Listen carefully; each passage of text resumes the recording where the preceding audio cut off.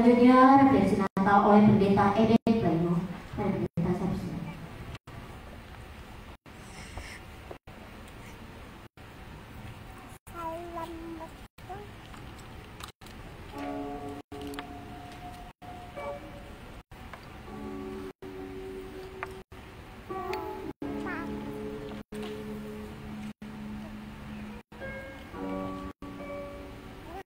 Baik, mari kita berdoa sebelum kita akan mendengarkan bagian firman Tuhan. Bapa di sorga, kami bersyukur buat kesempatan diberkati siang hari ini di dalam perayaan ini. Kami boleh ada bersama memuji, menyembah, mendengarkan cerita tentang perbuatan tangan-Mu yang ajaib dan luar biasa lewat peristiwa Natal. Dan pada kesempatan ini juga kami akan merefleksi Natal ini dengan mendengarkan bagian dari firman Tuhan. Tuhan berkenan bicara, menyatakan apa yang menjadi pesan dan maksud buat kami, sehingga kami semua yang hadir dapat diberkati, dikuatkan, dan momen Natal ini menjadi sesuatu yang bermakna. Terima kasih Tuhan Yesus, kami bersyukur Tuhan, dan biarlah Roh Kudus pimpin kami sekalian. Di dalam nama Tuhan Yesus Kristus kami berdoa. Amin. Baik, shalom Bapak Ibu Saudara. Salve. Baik, puji Tuhan saudara yang diberkati Tuhan Yesus Kristus. Tema kita pada kesempatan ini adalah tema besar PGI dan KWI, yaitu cinta kasih Kristus yang menggerakkan persaudaraan. Ini tema yang luar biasa, saudara yang diberkati Tuhan. Karena mengapa saya katakan luar biasa? Kita ini sedang ada di dalam masa-masa krisis cinta kasih. Ya. Kita ada dalam masa-masa krisis cinta kasih. Saudara yang diberkati Tuhan, itu bukan hanya dilihat dari kacamata PGI dan KWI, tetapi juga dari kacamata firman Tuhan. Alkitab berkata dengan jelas di dalam kitab 2 Timotius pasal yang ketiga ayat yang pertama bahwa kesudahan segala sesuatu sudah dekat, saudaraku.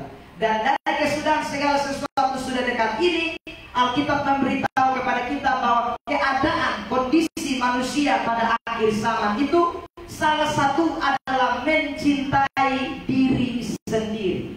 Jadi saudara, ini adalah situasi yang sulit mengenai cinta kasih, karena Alkitab menubuatkan bahwa orang-orang di akhir zaman ini lebih cenderung mencintai diri sendiri. Orang Jakarta bilang lu, gue. Saudara yang diberkati Tuhan, selain itu Yesus pun pernah berkata di dalam Injil Matius pasal yang ke-24 ayat yang ke-13. Yesus berkata bahwa karena kedurhakaan semakin bertambah, maka kasih kebanyakan orang akan semakin dingin. Dan itu terbukti, saudara yang diberkati Tuhan. Hari-hari ini kita melihat kriminalitas terjadi secara luar biasa, dan itu membuktikan juga kasih kebanyakan orang sudah semakin dingin. Salah satunya yang lagi heboh di Kota Kupang adalah Astrid dan apa itu? Lah, semua tahu ya, sudah. Itu karena kasih sudah dingin ya. Kalau cinta sudah mulai hilang, maka yang terjadi adalah kejahatan. Nah, di tengah-tengah situasi seperti inilah PGI dan KWI memunculkan tema cinta kasih Kristus menggerakkan kasih persaudaraan. Dengan kata lain bahwa tanpa cinta kasih Kristus memang tidak ada kasih persaudaraan. Kenapa saudara kasus-kasus itu bisa terjadi? Kenapa ada iri, benci, kedengkian? Kenapa ada orang saling menjatuhkan satu dengan yang lain? Kenapa ada rumah tangga yang bisa hancur? Suami menceraikan istri, istri menceraikan suami, alias saudaraku tidak kamu cocok. Juga broken home terjadi. Satu jawabannya karena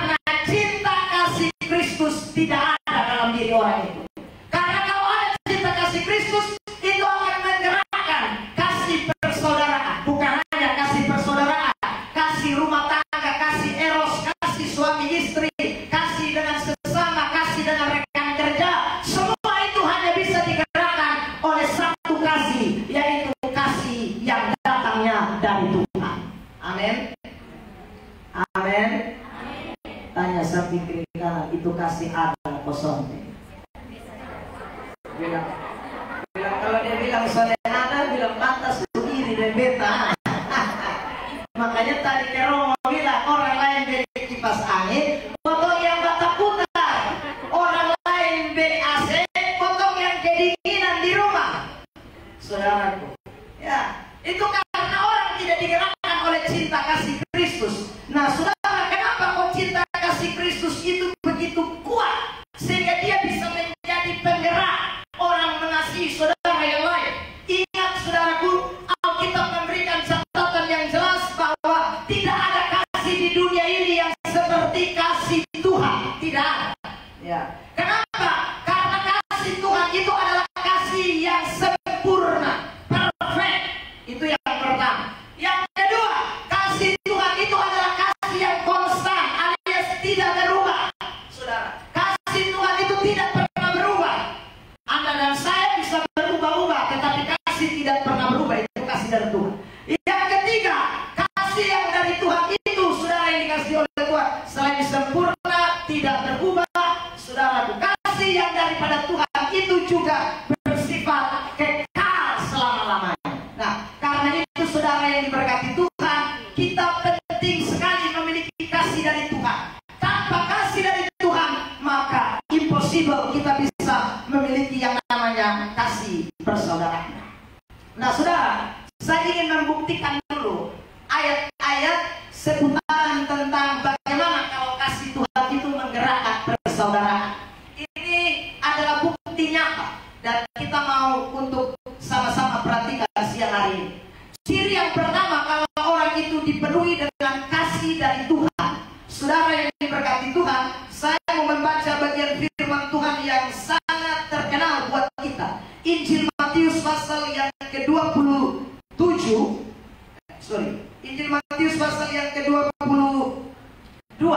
Saya mau bacakan ayat ini, saudaraku, ayat 37 dan 38. Matius 22 ayat yang ke-37 dan 38. Begini bunyi firman Tuhan. Jawab Yesus kepadanya, "Kasihilah Tuhan Allahmu dengan segenap hatimu dan dengan segenap jiwamu dan dengan segenap akal budimu.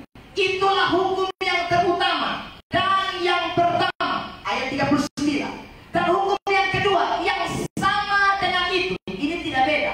"Kasihilah sesama manusia seperti dirimu sendiri."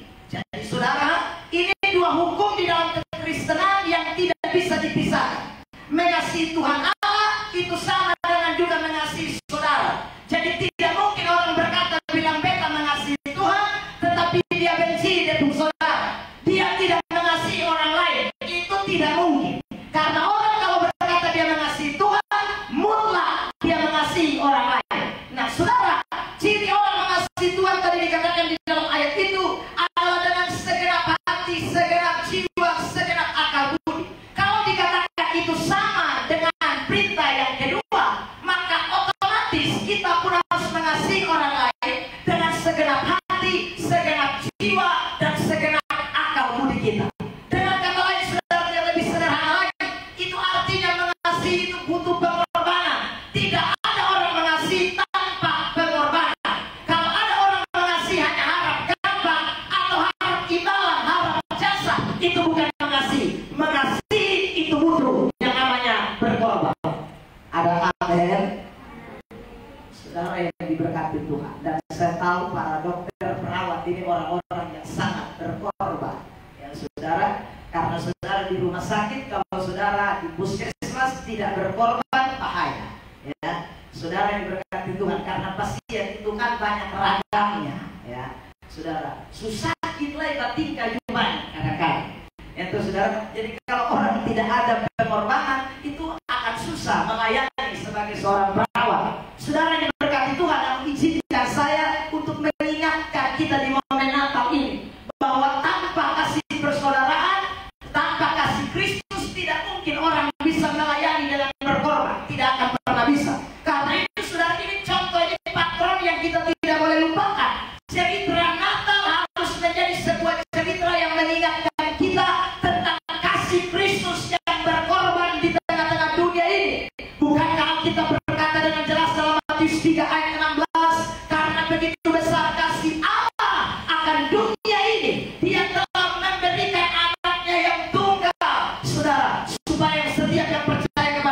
tidak binasa. Kalimat ini memberikan pengertian kepada kita bahwa kasih Allah itu dibuktikan dengan pengorbanan, karena anak tunggal, bukan anak dua, tiga, anak tunggal, saudara. Itu artinya satu-satunya yang dia berikan kepada kita. Kalau bukan pengorbanan, tidak akan pernah terjadi yang namanya Natal. Tapi peristiwa Natal bicara tentang pengorbanan. Dan karena itu kalau kasih Allah ada dalam setiap hidup kita, pasti kita pun akan rela berkorban buat orang lain. Amin. Itu ciri yang tidak boleh kita lupakan. Yang kedua, saudara yang diberkati Tuhan, dalam refleksi Natal ini, kasih Kristus itu kalau ada dalam hidup kita, saya mau kutip ayat di dalam firman Tuhan ini. Saudara perhatikan, saya bacakan buat kita sekalian. 1 Petrus pasal yang pertama ayat 22, ayat yang juga diangkat oleh PGI untuk menjadi ayat yang mendasari tema ini. Perhatikan, saya bacakan firman Tuhan. Karena kamu telah menyucikan dirimu oleh ketaatan kepada kebenaran, sehingga kamu dapat mengamalkan kasih persaudaraan yang tulus ikhlas. Hendaklah kamu bersungguh-sungguh saling mengasihi dengan segenap hatimu. Perhatikan kalimat di dalam ayat 22 itu, di sana dikatakan begini: mengamalkan kasih persaudaraan itu yang tulus ikhlas. Kata tulus ikhlas itu di dalam bahasa Yunaninya diterjemahkan dengan tidak pura-pura sebenarnya, atau tidak munafik. Orang yang saudara punya kasih Allah di dalam pribadinya, mengasihi itu tidak boleh pura-pura, tidak boleh munafik. Saudara, apa itu munafik? Munafik itu ada kepanjangannya. Tadi Romo ada kepanjangan ISIS, ada kepanjangan apa lagi tadi? BPJS. Saya ada kepanjangan munafik. Munafik itu muka nabi, pikiran kotor. Jadi saudara, kita lihat muka nih, ya, muka kayak nabi ya. Orang kelihatan kayak suci mau mati, ada pun hati itu busuk mau mati juga. Saudara, itu munafik. Jadi muka kayak nabi. Kalau ketemu orang, salam, mandi belakang. Itu munafik. Di muka orang ini pokoknya betul selalu tahu kalau dia ini sebenarnya selalu suka betul. Sebenarnya dia ada benci setengah mati. Ya saudara, ini lebih jahat dari ular. Saudara, makanya kalau ada orang bilang ketemu orang rote dan ular, bunuh ular lebih dahulu baru bunuh orang rote. Dan saudara, orang munafik lebih jahat dari orang rote. Saudara yang diberkati Tuhan, lebih jahat. Ya. Orang munafik itu paling parah. Ya saudara, makanya kalau kita berkata dalam Roma 12 ayat yang ke-11, saudara yang diberkati Tuhan, ingat, kasih tidak boleh pura-pura. Kalau kasih pura-pura bahaya. Ya. Kalau kasih pura-pura maka celaka saudara hidup ini. Nah, orang yang punya kasih pura-pura itu adalah kasih yang tidak didasari oleh kasih Kristus. Saudara bayangkan kalau Yesus datang pura-pura jadi baik, pura-pura mati buat saudara dan saya, maka pasti keselamatan tidak akan terjadi. Tapi Yesus datang sungguh-sungguh jadi manusia, sungguh-sungguh berkorban, sungguh-sungguh melayani, sungguh-sungguh lahir di kandang Bethlehem, sungguh-sungguh pakai kain lampin, bukan main-main, bukan munafik, bukan palsu, bukan pura-pura. Saudara yang diberkati Tuhan. Nah, karena itu anak-anak Tuhan, ingat baik-baik. Hari ini kita sedang merayakan Natal. Kalau kasih Kristus itu ada dalam hidup saudara, kasih Kristus itu menggerakkan kasih yang tidak pura-pura. Kalau saudara suka dengan orang, lebih omong. Saudara yang diberkati, kasih tahu dia, bilang besok suka lu puntingkan nih talalu. Ya, bikin mata hati. Ya, saudara yang diberkati Tuhan. Kalau dia tanya kok kenapa puntingkan bikin mata hati selalu? Ya, saudara. Pokoknya besok suka lu seru baru puntingkan lagi. Ya, saudara. Itu lebih baik daripada potong pura-pura baik dan dia tapi sebenarnya potong suka dia. Saudara. Kekristenan tidak mengajarkan demikian. Itu justru setan pengajaran. Ya. Itu justru ajarannya iblis. Karena iblis itu kan bapak segala pendusta pembohong, saudaraku. Karena itu pada kesempatan yang diberkati ini, momen Natal ini, biarlah kasih Kristus yang 2000 tahun yang lalu dicurahkan itu lahir di kandang Bethlehem, berjalan 33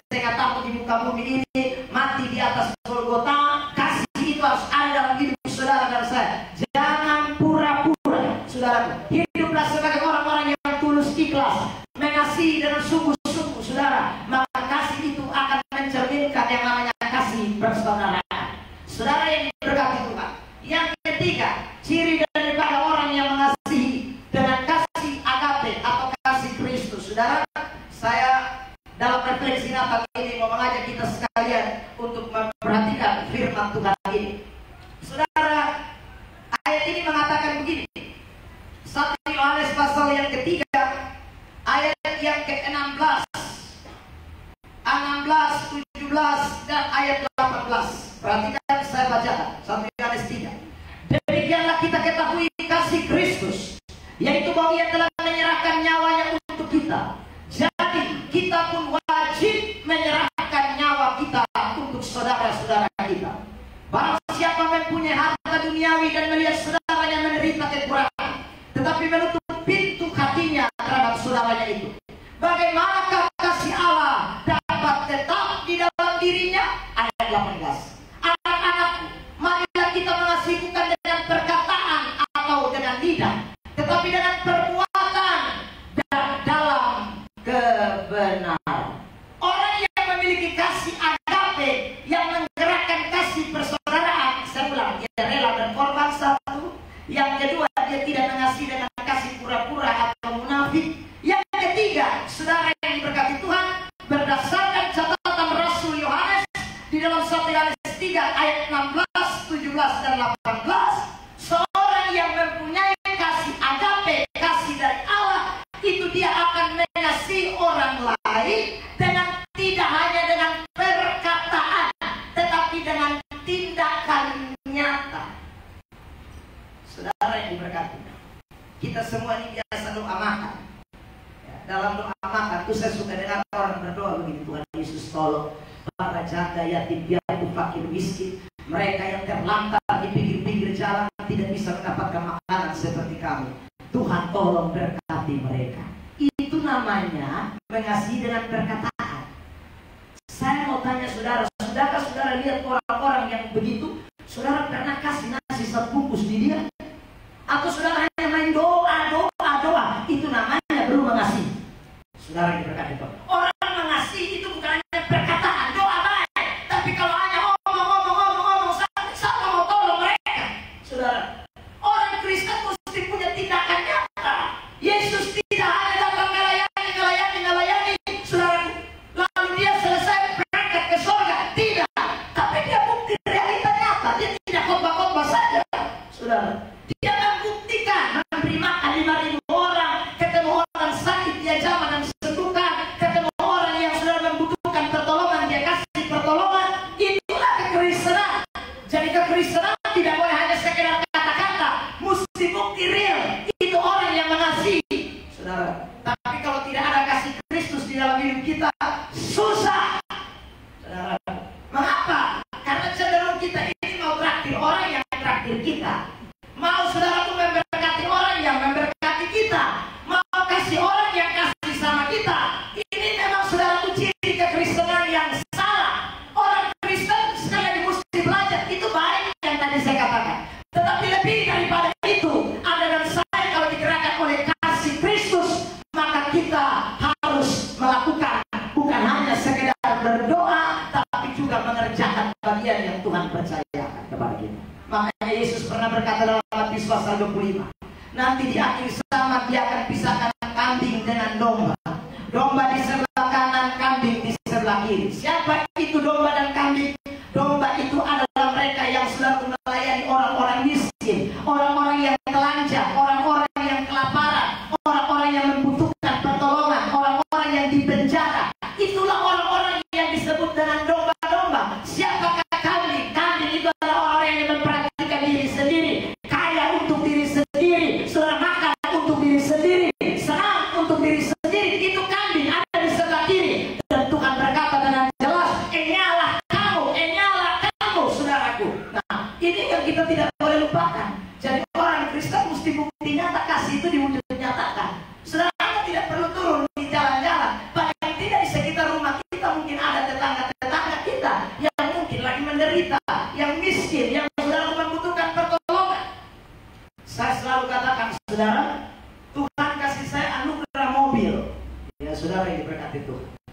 mobil saya itu waktu beli saya pengen warna biru. Saya dengan istri saudaraku sudah sepakat kita beli mobil warna biru lah. Ya sudah. Tahu-tahu kami sampai di dealer bilang begini, Bapak kalau tunggu biru itu mesti kurang lebih 1 bulan karena kita kirim dari Surabaya. Saudara, tapi saya sudah kepengen sekali naik mobil. Saya tanya, mau mobil warna apa yang ada? Lalu dia bilang warna putih. Saya tanya istri, karena hari tunggu 1 bulan terlalu lama kita mau naik Corona. Ya saudara, akhirnya naik. Ambillah yang warna putih. Tapi Tuhan memang punya maksud warna putih. Karena itu 11-12 dengan ambulans. Mobil saya itu hanya belum pernah muat mayat saja yang belum. Perempuan mobil salin sudah pernah naik. Pasien COVID sudah pernah naik. Saudara diberkati Tuhan. Semua naik habis. Kenapa? Karena Tuhan kasih kita berkat untuk jadi berkat buat orang lain. Saudara, Tuhan kasih kita berkat bukan untuk nikmati diri sendiri. Ada orang punya mobil, orang songkok pun sudah bisa. Saudara, saya pernah dengar ada orang yang punya mobil sudah diberkati, istrinya pun tidak bisa naik, hanya dia sendiri. Lu mati dan lu boleh baik. Terlalu betul-betul. Dia punya istri sudah boleh naik. Tahu seorang lain istri. Itu waktu dia pengharga setengah M. Jadi hanya waktu tua saya naik. Tidak ada yang boleh naik. Istri tidak boleh naik avans. Lu jangan naik. Avans. Padahal istri juga pengen rasa mobil setengah M itu karena apalagi tetangga. Saudara, apalagi lu yang pakaian compang caping, lu yang membawa keringat, sorry. Saudara, nah orang Kristen model begini ini kasih Allah belum ada dalam dia pun diri. Kalau orang Kristen kasih Allah dalam dia pun diri, dia tidak akan pernah, saudara, melihat orang dalam keadaan begitu. Saudara, saya tinggal di Golok, kalau datang ke Kupang, itu kadang pelabuhan penumpang dari pelabuhan feri itu keluar ada yang tidak sanggup bayar karena kalau dong naik angkot itu kadang-kadang dong tege harga betul-betul. Biayanya di terminal Kupang mau dong minta tuh 30-40 ribu. Padahal kalau naik biasa kan hanya bayar 3 ribu ambil. Jadi kadang-kadang dong duduk tenang di situ. Saudara, duduk di pinggir. Jadi kalau saya lewat istri bilang, "Mak, Bapak, baik muat dong." Satu kali saya bilang begini, "Mama, kita juga pakai hikmah." Saya bilang, "Kenapa?" Bapak istri saya, "Kenapa, Bapak?" "Iya, kita naik bawa dia, bawa tiba-tiba dia taruh pisau di leher, serahkan semuanya." Mati kita. Kalau kita mengasih juga kan pandang sudah itu kan orang susah di pinggir jalan, sudah orang yang butuh. Ya. Jadi kadang-kadang memang sudah diberkati Tuhan, kita harus ingat bahwa kita dipanggil ini bukan untuk diri kita sendiri. Jadilah orang yang jadi berkat buat orang lain. Jadi jangan ngomong bilang Yesus ada dalam kita pun hati, kita pun hidup, tapi buktinya atasnya ada. Saudara, orang lain susah ditanggung, potong saudara pernah peduli. Ini ciri kekristenan yang Yohanes tadi bilang, 1 Yohanes 3. Itu orang kasih alat tidak ada dalam diri. Itu ayat tadi jelas. Karena itu hari ini saudara yang diberkati Tuhan, jangan lupa jadilah orang Kristen yang betul-betul mengasihi. Saya ingin buktikan kebenaran ini buat kita. 1, rela berkorban, jangan lupa. Yang kedua, jadilah orang yang mengasihi Tuhan dengan menyatakan kepada saudara-saudara kita dengan kasih yang betul-betul tadi kita sudah perhatikan itu, saudara, memperhatikan setiap mereka dengan sungguh-sungguh dan saudara mau melakukan apa yang sebenarnya kita harus lakukan sebagai orang Kristen. Yang terakhir, saudara diberkati. Dalam refleksi Natal ini, ingat baik, kalau kasih Allah itu ada dalam hidup saudara dan saya, maka Alkitab berkata begini, saudaraku, saya membaca bagian firman Tuhan dalam Injil Matius pasal 18, ayat 21, 22, lalu kemudian 1 Yohanes 3 ayat 15. Saya mau bacakan bagian ini sebagai bagian terakhir buat kita. Kemudian datanglah Petrus dan berkata kepada Yesus, "Tuhan, sampai berapa kali aku harus mengampuni saudaraku jika ia berbuat dosa terhadap aku?" Lalu jawabannya adalah sampai 7 kali. Petrus tanya. Lalu Yesus bilang, Yesus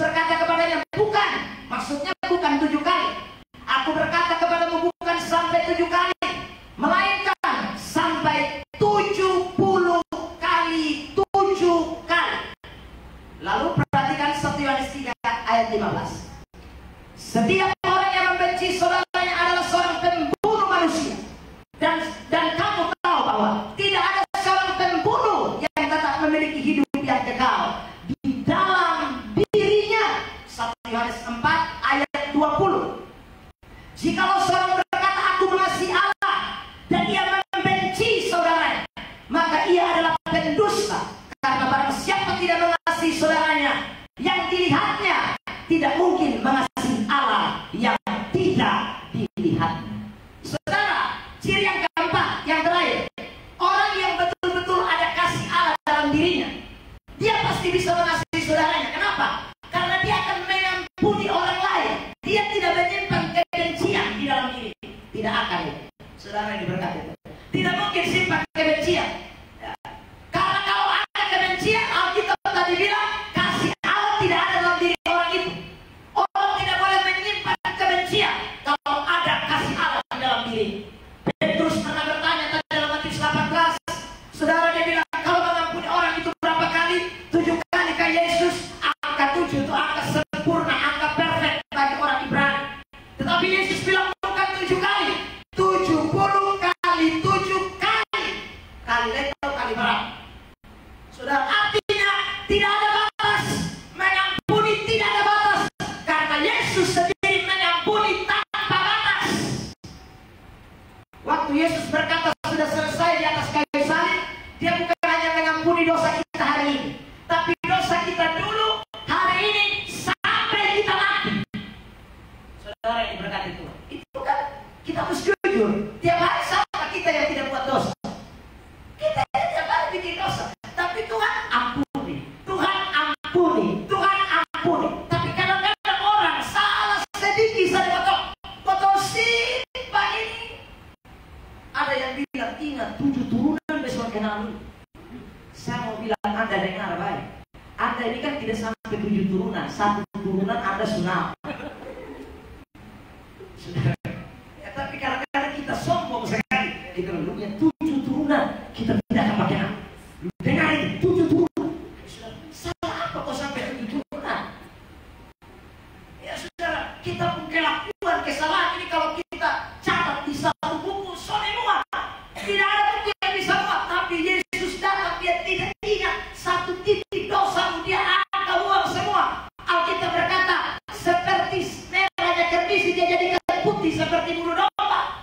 Dari barat ke timur dia buang semua pelanggaran-pelanggaran kita. Lalu kita, saudara yang berkati Tuhan, kita tidak mau mengampuni orang lain.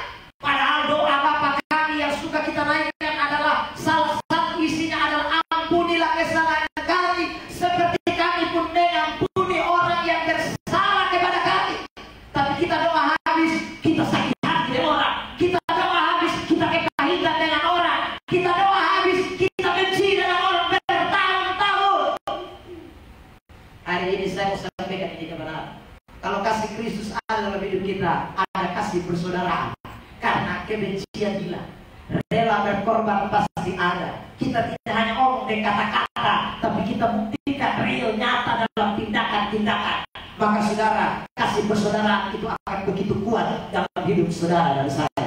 Hari ini saudaraku, biarlah refleksi Natal yang saya sampaikan dengan firman Tuhan ini menolong kita sekalian untuk benar-benar di tahun 2022 ini. Sekali lagi, zaman semakin ngeri karena Alkitab sudah menubuatkan bahwa orang akan mencintai diri sendiri, orang akan hanya mempunyai kasih yang semakin dingin. Tetapi orang-orang Kristen, anak-anak Tuhan, saudara dan saya, kasih kita tidak boleh dingin karena bukan dari diri kita sendiri.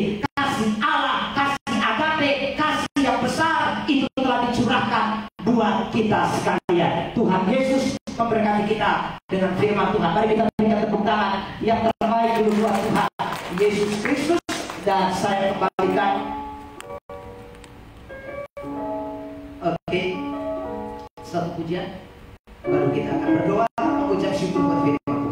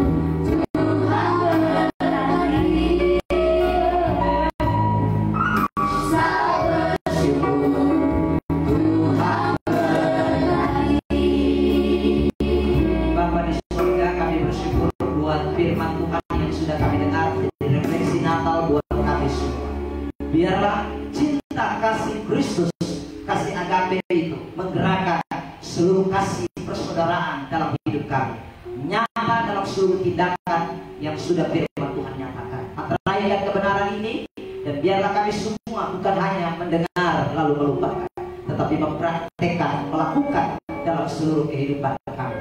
Karena mereka yang berbahagia adalah mereka yang melakukan setiap firman Tuhan.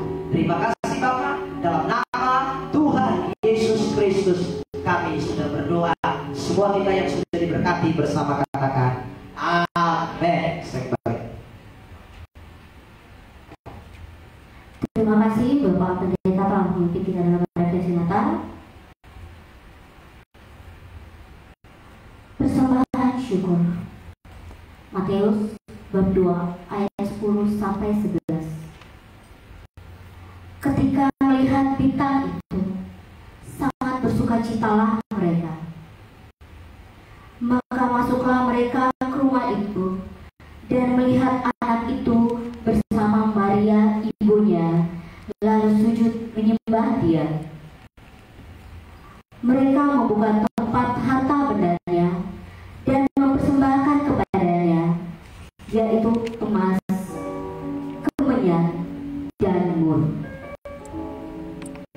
Marilah kita meneladani orang Majus dalam memberikan persembahan kepada Allah sebagai ungkapan syukur atas keselamatan yang Kristus berikan bagi kita.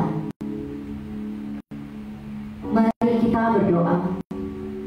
Ya Tuhan, kami datang mempersembahkan diri dan membawa syukur kami karena karunia keselamatan yang telah kami alami. Kami mohon, layakan dan berkatilah persembahan kami ini. Amin.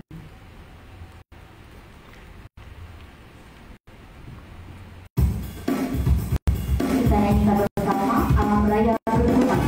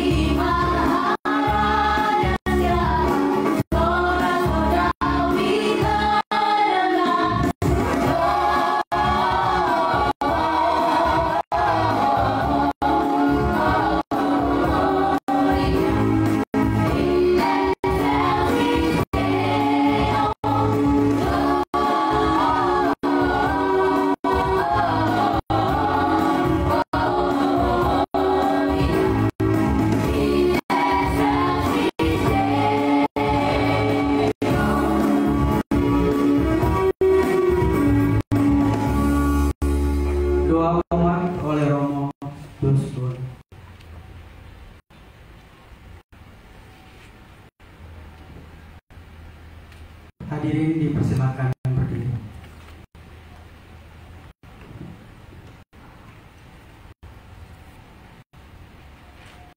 Marilah kita berdoa. Terpujilah Dikau, Allah yang Maha Kuasa dan Maha Pengasih. Pada kesempatan siang hari ini kami sekalian hadir bersama di sini karena cinta. Dalam cinta kami mengarungi kehidupan di dunia ini, dan karena cinta itu pula kami hadir bersama di sini untuk bersama-sama merayakan Natal dan Tahun Baru bersama keluarga besar Puskesmas Kupang Kota. Sebagai keluarga besar yang berkarya di Puskesmas Kupang Kota, hadir di sini bukan sebagai musuh, bukan sebagai lawan, tetapi sebagai saudara dalam Kristus Yesus. Karena cintanya, kami pun digerakkan untuk senantiasa saling mengasihi, saling peduli terhadap sesama yang ada di sekitar kami. Kami baru saja mendengarkan firman lewat hamba Bapak Pendeta. Kiranya apa yang disampaikan pada kesempatan ini dapat kami dengar, kami renungkan, dan apa yang kami renungkan, kami ajarkan. Apa yang kami ajarkan, kami wartakan, dan apa yang kami wartakan, kami nyatakan dalam seluruh pedang hidup, panggilan dan karya kami masing-masing teristimewa dalam melayani sesama yang membutuhkan pelayanan dan pertolongan kami. Kiranya lewat perayaan Natal dan Tahun Baru bersama ini, kami pun senantiasa diingatkan, disadarkan untuk senantiasa menjadi pribadi-pribadi yang terberkati, sehingga kehadiran kami, pelayanan kami juga menjadi berkat bagi siapa saja yang kami jumpai dalam seluruh perjalanan hidup dan panggilan kami. Berkatilah Kepala Puskesmas, dokter, KTU, para dokter, para perawat, para bidan, karyawan-karyawati, dan semua mereka yang berkarya di Puskesmas Kupang Kota. Kiranya engkau senantiasa membimbing, menuntun dan memberkati mereka. Anugerahkan kepada mereka rahmat persaudaraan, kekeluargaan di antara mereka, sehingga tercipta kedamaian, kerukunan serta keharmonisan, sehingga dengan keharmonisan yang mereka alami, mereka juga bagikan kepada siapa saja yang membutuhkan perhatian, cinta dan pelayanan dari mereka lewat tugas dan karya mereka. Sebagaimana Yesus yang datang ke dunia ini bukan untuk dilayani, melainkan untuk melayani. Berkatilah juga keluarga-keluarga mereka, suami, istri, orang tua, anak-anak, dan siapa saja yang mencintai dan mendukung saudara-saudari yang berkarya di Puskesmas Kupang Kota. Kiranya senantiasa memberkati mereka dengan berkat yang berlimpah, agar mereka juga senantiasa mendapatkan kasih-Mu, sehingga kasih yang mereka peroleh juga mereka bagikan kepada siapa saja yang mereka jumpa dalam seluruh tugas dan karya pelayan mereka. Akhirnya Tuhan, semua doa dan harapan ini kami sampaikan kepada lewat perantara Kristus Tuhan kami. Amin. Dalam nama Bapa dan Putra dan Roh Kudus. Natal adalah waktu untuk percaya. Meskipun nubuat tentang Yesus dinyatakan ratusan tahun sebelum hari kelahirannya, Tuhan tidak pernah lupa akan janji keselamatan bagi umatnya. Ia adalah Allah yang layak untuk dipercaya. Sambutlah Natal dengan kepercayaan penuh bahwa keselamatan itu telah datang bagi umat. Natal adalah waktu untuk menerima juru selamat. Ribuan tahun yang lalu, Yesus mencari tempat penginapan untuk kelahirannya, tetapi Dia tidak menemukannya. Kini Ia mencari hati sebagai tempat kelahiran.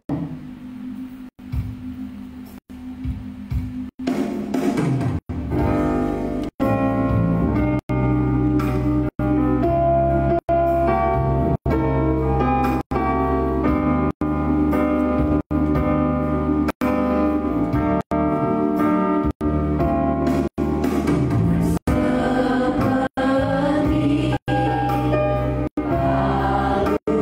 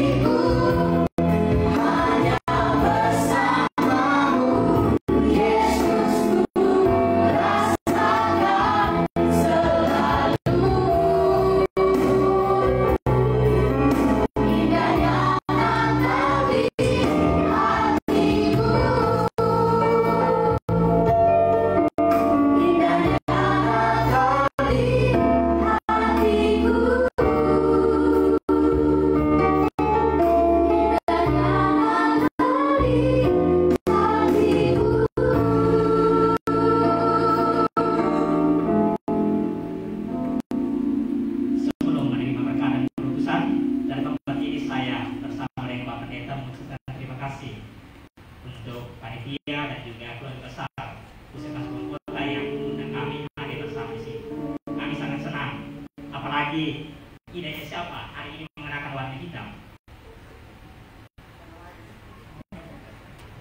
Oh, warna-warni. Karena kata Bapak Pendeta La Vita è Bella, hidup itu indah karena diwarnai oleh banyak warna. Ada warna hitam, tandanya kuat menghadapi tantangan. Ada kesedihan boleh datang. Ada yang warna putih, tandanya tulus ikhlas dalam melayani. Ada yang warna kuning, tandanya bersahabat dengan siapa saja.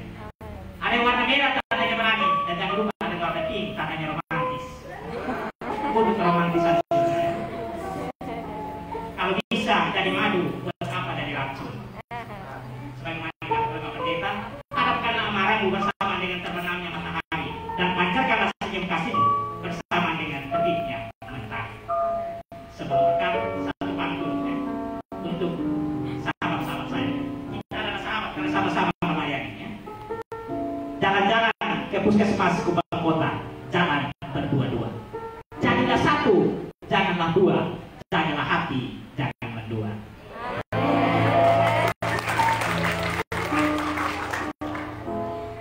Kita bersatu.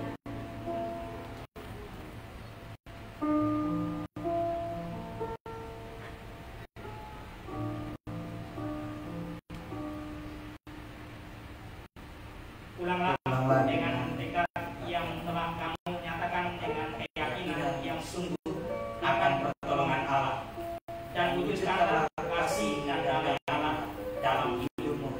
Allah sumber segala kasih dan damai akan menolongmu dalam melaksanakan tekadmu. Terimalah berkat Tuhan, damai sejahtera dan kasih dengan iman dari Allah Bapa dan dari Tuhan Yesus Kristus menyertai kamu di dalam kuasa Roh Kudus dari sekarang sampai selama-lamanya. Amin. Terima kasih Bapak Pendeta dan Romo untuk sedihnya. Saya persilakan dulu kembali. Boleh tepat tepuk tangan untuk kita semua. Terima kasih teman-teman. Kita masuk di acara selanjutnya. Sambutan dari Ibu Esi.